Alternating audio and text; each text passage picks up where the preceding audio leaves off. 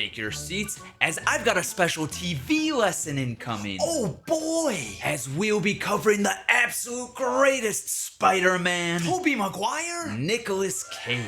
Huh? Isn't he a little old to play Spider-Man? No, not at all. So our 62-year-old Spider-Man 62? is a depressed drunk that attacks civilians for fun. If only I could grow up to be just like him. Dream big, kid. Dream big. But now, before we begin, I gotta warn you that this Spider-Man show gets really scary. As Nick Cage was a World War I hero because he saved a whole bunch of soldiers. Wait. How is that supposed to be scary? But then one of the soldiers turns into a spider and starts eating Nick Cage's arm. Because those soldiers were being experimented on by the Germans to become like Captain America. Captain America? I know who that is! Okay, yeah, I'm sure you do, but I'm trying to teach a lesson here, so please keep it down. All right. Yeah, but where was I? Oh yeah, right. So the scientists were splicing the DNA of all sorts of animals into the soldiers, like spiders, snakes, electric eels, and sand. Sand, that's my favorite animal. Me too! And once the Spider-Man bites Nick Cage, he gets spider powers, and he goes back to New York to steal the Declaration of Independence? No, become a crime-fighting vigilante. Oh, Nick Cage really is a national treasure. And then, after 10 years of fighting crime, Nick Cage falls in love. But then before the wedding, his sweetheart drowns in a horrific car accident. Oh no! Oh yeah, and because Nick Cage blames himself for her death, he gives up being Spider-Man and hides his costume in the bathroom. I gotta write that down.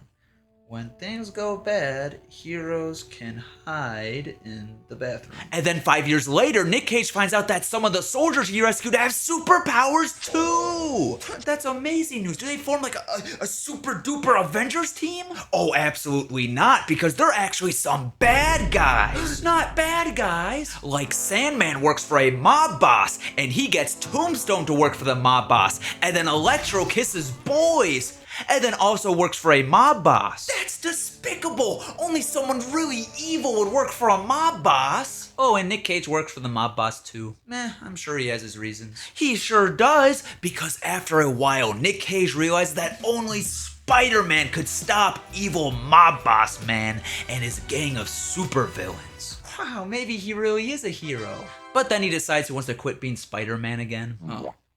Wait. He really wanted to give it all up with all the supervillains running around? Yeah. But why? Well, he falls in love and wants to run away with this lady he just met. So let that be a life lesson for you. Oh, got it.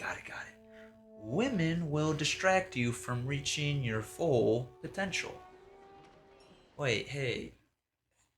Isn't it like a super weird coincidence that all the superpowered guys all show up at the exact same time 15 years later? Well, actually, it's because another soldier got the superpowers of becoming an old person, and his mom hates the elderly. I feel the same way. So she wants to cure him, and she's a science lady, so she starts running experiments on all of the soldiers, including Sandman, Tombstone, Electro, but her tests accidentally triggered their superpowers. That's amazing. Except if they use their superpowers too much, they'll die. But she creates a cure. That's great. But to get it, she kidnaps Nick Cage and cuts open his tummy. He's dead? No, because the old man's nice, so he saves him. Wait, but how did Science Lady know that Nick Cage was Spider-Man? Well, you gotta listen closely, as Sandman is a girlfriend who works as a lounge singer for Mob Boss Man, but she hates Mob Boss Man because Mob Boss Man killed her old boyfriend. So she wants to run away with Sandman, but Sandman says no because he's made out of sand, and boyfriends aren't typically made out of sand. I guess that's true. But then Nick Cage falls in love with Singing Lady, and she finds out that Nick Cage is Spider-Man, so she gives him a big old kiss. Wait, I thought that she loved Sandman. Well, look, I'm not gonna stand here and pretend like I understand women or anything, so just go with it. Because then Nick Cage wants to stop being Spider-Man again to run away with Singing Lady, but then Singing Lady asks Science Lady if she can cure Sandman if she reveals Spider-Man's secret identity, because he's the only superpowered guy who isn't dying, and Science Lady says, Sure. So Singing Lady betrays Nick Cage. That snake. And once Nick Cage escapes from Science Lady, he's just so heartbroken from being betrayed that he wants to use the antidote on himself to quit being Spider-Man again. Wait, what is this, the third time now? Uh-huh. But then his friend tells him to stop being such a baby, so he decides to be Spider-Man one more time, and he saves the other superpowered people. Wow, what a happy ending. Well, except for Electro, who Nick Cage hits with a train. And now Sandman lives happily ever after with Singing Lady, which should make Nick Cage really sad, but then he realized that he doesn't need a woman to make him happy, because maybe, just maybe, all Nick Cage ever really needed to make him happy is just to eat a hot dog. I'll just settle for a really good hot dog. Thanks for watching DUCKFINDER. on YouTube. For more premium content, subscribe.